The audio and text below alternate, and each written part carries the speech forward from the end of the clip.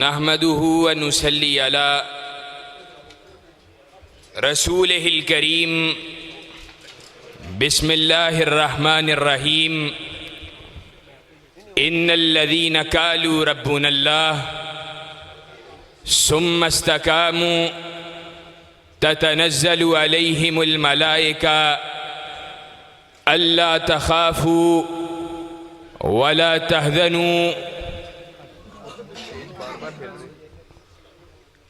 ولا تحزنوا وأبشروا بالجنة التي كنتم توعدون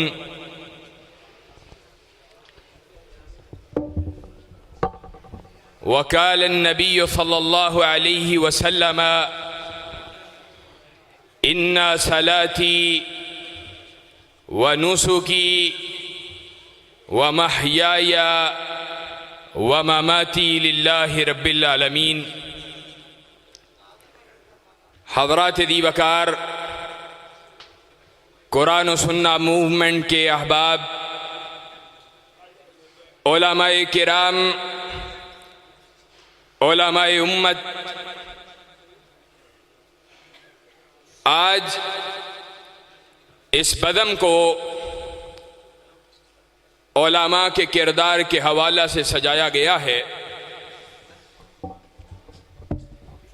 اس بدم میں ایک اہم امر اس کی طرف نشاندہی کر کے آپ سے اجازت چاہنے لگا ہوں۔ سب سے پہلی بات یہ ہے، آج علماء کو اپنے مقام، اپنے منصب کو پہچاننے کی ضرورت ہے۔ علماء کو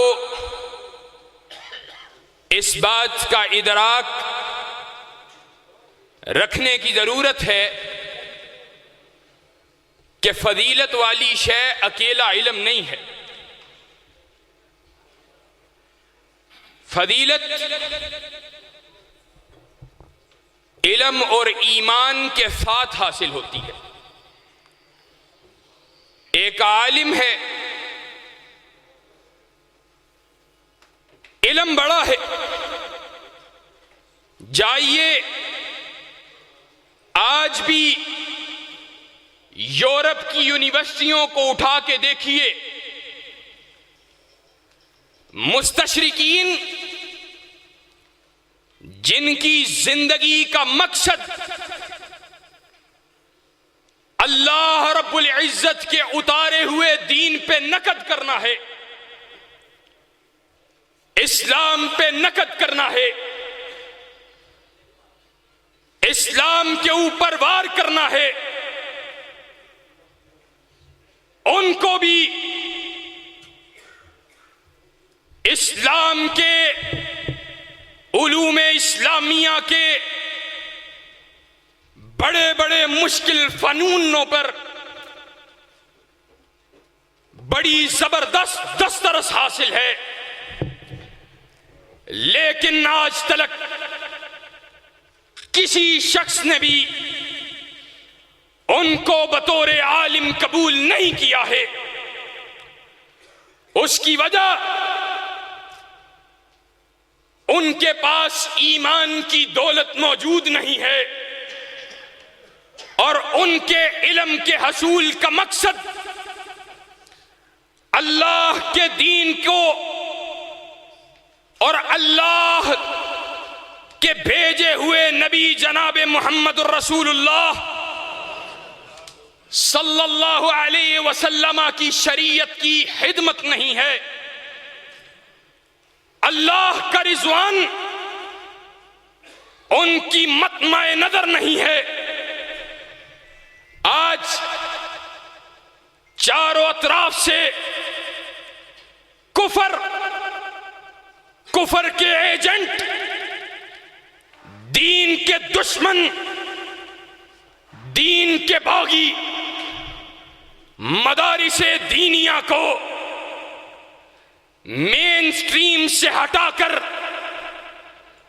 کارنر کرنے کا ذہن رکھنے والے اور مدارس کے خلاف ناپاک ارادوں کا اظہار کرنے والے، ان ارادوں کو اپنی باطل اور خوبصورت دکھنے والی تصویروں میں اور چادروں میں لپیٹنے والے، ہم ان علماء سے دست بستہ عرض کرنے کے لیے آئے ہیں، علماء امت آج جہاں تمسک بالکتاب و سنہ یہ تمہاری دعوت ہے، آج صحابہ کرام رضوان اللہ علیہم اجمعین ان کا عظیم منہج وہ تمہارا مشن ہے، تو اس مشن کے ساتھ استقامت کے ساتھ چلنا یہ آج علماء کی ذمہ داریوں میں سے ایک بڑی ذمہ داری ہے۔ جہاں باطل دباؤ کے ذریعے، خرید و فروخت کے ذریعے، عہدوں کے لالچ کے ذریعے، اور جہاں یہ سب چیزیں ماند پڑ جائیں، وہاں روب کے ذریعے، رعونت کے ذریعے، اپنی قوت کے ساتھ علماء کو کچل دینے کی باتیں کرنے کے ذریعے آج حق اور حق کی دعوت سے ہٹ جانے کی بات کی جاتی ہے۔ علماء استقامت کا معنی کیا ہے؟ لزوم المنہج المستقیم، منہج مستقیم کو لازم پکڑنا، اور کب تلک پکڑنا؟ حتی مات، یہاں تک کہ تیرے جسم اور تیری روح کا تعلق ختم ہو جائے، تجھے اس عظیم مشن اور منہج سے ہٹنے کی اجازت نہیں ہے۔ اور میرے لیے کس کس کا کردار، کس کس عظیم ہستی کا کردار، میرے سلف کا کردار وہ رول ماڈل کی حیثیت رکھتا ہے۔ جاؤ البدایہ والنہایہ اٹھاؤ، تاریخ بغدادی اٹھاؤ، احمد ابن نصر نام ہے، حاکم وقت، عقیدہ خلق قرآن کا، حاکم وقت کا عقیدہ اللہ رب العزت کے لیے صفات کے انکار کا، یہ اہل سنت کا بیٹا ہے، یہ عالم ربانی ہے، یہ وہ عالم ہے جس کی تقلید، جس کی پیروی، جس کا راستہ ہمارے لیے مشعل راہ ہے۔ احمد کی تاریخ پڑھو، حاکم وقت کے سامنے پیش کیا گیا، کہا احمد میں کیا سنتا ہوں، تو رب تعالیٰ کے کلام کے بارے میں کیا عقیدہ رکھتا ہے؟ کہا میرا عقیدہ رب تعالیٰ کے کلام کے بارے میں یہ ہے کہ اللہ کا کلام ہے، اللہ کی مخلوق نہیں ہے۔ کہا بتلاؤ قیامت کے دن اللہ کے دیدار کے حوالے سے تمہارا کیا ماننا ہے؟ کہا میرا ماننا یہ ہے، اور اس ماننے کے لیے وَوُجُوهٌ يَوْمَئِذٍ نَاظِرَةٌ، چہرے چمکتے ہوں گے، کائنات کے رب کا دیدار کر رہے ہوں گے۔ ہاں میرا عقیدہ یہ ہے کہ رب تعالیٰ کا دیدار ضرور ہوگا، حاکم وقت نے اپنی تلوار مگائی، احمد کی گردن کو اس کے وجود سے علیحدہ کر دیا۔ 6 سال احمد کا سر بغداد کے دروازے پہ لٹکا رہا اور احمد کا جسم بغداد کی شاہراہ پہ سولی لٹکا رہا۔ لوگ کیا کہتے ہیں؟ مورخین نے لکھا احمد کا گردن، احمد کا سر جو وجود سے علیحدہ ہو چکا، اس کو ہم نے دیکھا، اس سے لا الہ الا اللہ کی صدائیں بلند ہو رہی تھی۔ اور احمد 3 بادشاہ کو غم ہوا۔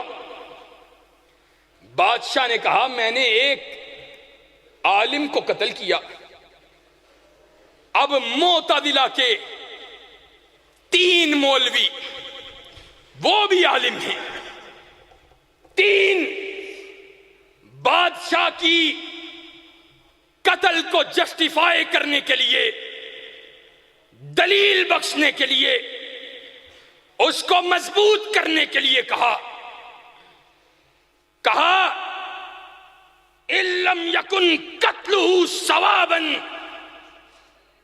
سلط اللہ علیہ سیوفا۔ ایک کہتا ہے اگر احمد کا قتل حق پہ نہیں ہوا، اللہ مجھ پہ تلواروں کی برسات برسائے۔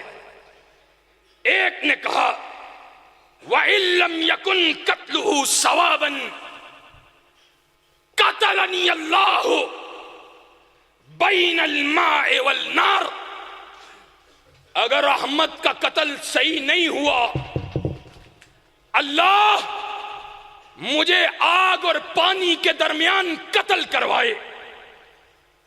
ایک نے کہا اور اگر احمد کا قتل ٹھیک نہیں ہوا، اللہ مجھ پہ فالج کا حملہ ہو جائے۔ مورخین نے لکھا تینوں نے اپنے لیے بد دعائیں کی، اللہ نے تینوں کی بد دعائیں تینوں کے حق میں قبول کر لی۔ جب انسان حق کا راہی ہوتا ہے، حق کا پشتیبان ہوتا ہے، یوں ہی کرامتیں صادر ہوتی ہیں۔ احمد بن حنبل سے پوچھا گیا احمد بن نصر کے بارے میں تیرا کیا کہنا ہے؟ کہا رحمہ اللہ ما کان اسخاہ اللہ اکبر لقد جاد بنفسہ للہ۔ کہا کتنا سخی آدمی تھا، اور سخی کیا مال اللہ کے راستے میں پیش کیا تھا؟ نہیں، لقد جاد بنفسہ للہ، اتنا سخی تھا اپنی جان کی قربانی دے کر اللہ کے راستے میں سخاوت کر گیا۔ اور احمد بن حنبل جبل استقامت کی چٹان احمد، استقامت کا پہاڑ احمد بن حنبل آج مدارس دینیہ کو ان کو جناب ری ریگولائز کرنا چاہتے ہیں، ان کے جناب ایک ڈیکورم جو ہے ان کے لیے بنانا چاہتے ہیں، ان کو ایک دھارے میں لانا چاہتے ہیں، قومی دھارے میں لانا چاہتے ہیں۔ ظالموں، جاؤ گورنمنٹ سکولوں کا نام آج کھوتی سکول رکھا گیا ہے، ان کی حالت یہ ہے، ان سکولوں اور کالجوں کے اندر آج لوگ گائے بھینسیں باندھتے ہیں، اور یہ مدارس آج حقیقت پسند ہوں، اپنی کمزوری کے باوجود اس مدارس دینیہ نے آج بھی اللہ کے فضل و کرم سے ابھی چند روز قبل عبدالعزیز علوی کو دفن کیا ہے۔ اور لوگوں رحمہ اللہ، آج علماء امت تمہاری دین کو قربانیوں کی ضرورت ہے، تمہاری استقامت کی ضرورت ہے۔ اور دین کے اوپر چلنا یہ کوئی پھولوں کی سیج نہیں ہے، یہ کانٹوں کے راہوں پہ چلنا، تلواروں کی دھاروں پہ رقص کرنا ہے۔ احمد بن حنبل کے بارے میں مورخین نے لکھا، جس جلاد نے احمد بن حنبل کو کوڑے مارے وہ جلاد کہتا ہے، کہا ضربت احمد بن حنبل 80 صوتا لو ضربت فیلا لہدمتہ۔ میں نے احمد بن حنبل کے وجود پہ ایسے 80 کوڑوں کو برسایا کہ اگر وہ 80 کوڑے میں نے ہاتھی کے وجود پہ برسائے ہوتے لہدمتہ، تو میں ہاتھی کو بھی زمین پہ گرا دیتا۔ لیکن احمد بن حنبل نہ گرا، احمد بن حنبل نہ گرا۔ احمد بن حنبل اللہ کے دین کے غلبے کے لیے، اللہ کی توحید کے لیے توحید کے نکاروں کو بلند کرتا رہا، اور نتیجہ یہ نکلا احمد کے جنازے کو کندھا دینے کے لیے 20 لاکھ افراد موجود، اور اکیلے جنازے کو دیکھ کر 12,000 عیسائیوں نے اسلام کو قبول کر لیا تھا۔ لوگوں، آج قرآن و سنہ موومنٹ کے بھائیوں، ہماری دعوت لِتَكُونَ کَلِمَةُ اللَّهِ هِيَ الْعُلْيَا کی دعوت ہے۔ غالباً 26 نومبر آج 2 سال ہوئے، ڈاکٹر طاہر مصدق ملک حافظہ اللہ کے فضل و کرم سے موومنٹ انشاءاللہ ثم انشاءاللہ حق کی دعوت کو لے کر انشاءاللہ نکلی ہے۔ یہ چڑھتا ہوا سورج ہے انشاءاللہ، اللہ کے فضل و کرم سے چڑھتا ہوا سورج ہے۔ کتاب و سنت کی بالادستی کے لیے ہم انشاءاللہ میدان عمل کے اندر موجود ہیں۔ اللہ کے دین کے غلبے کے لیے کٹنا گوارا ہے، لیکن رب تعالیٰ کے دین کی اس آوازے سے ہٹنا گوارا، اور انشاءاللہ ہٹنا گوارا۔ انشاءاللہ ساتھ دو گے، کتاب و سنت کی بالادستی کے لیے میدان کا رخ کرو گے، انشاءاللہ اپنی قیادت کے ساتھ کھڑے ہیں، انشاءاللہ ہر راہ کے اوپر کھڑے رہیں گے، گلیوں میں، بازاروں میں، انشاءاللہ دیہاتوں میں، شہروں میں کتاب و سنت کی بالادستی کے آوازے کو پھیلاتے رہیں گے۔ ساتھ دو گے انشاءاللہ، اور اپنی قیادت کا ساتھ دو گے انشاءاللہ، خون دل دے کے نکھاریں گے روح برق گلاب کہ ہم نے گلشن کے تحفظ کی قسم کھائی ہے۔ وآخر دعوانا ان الحمدللہ رب العالمین۔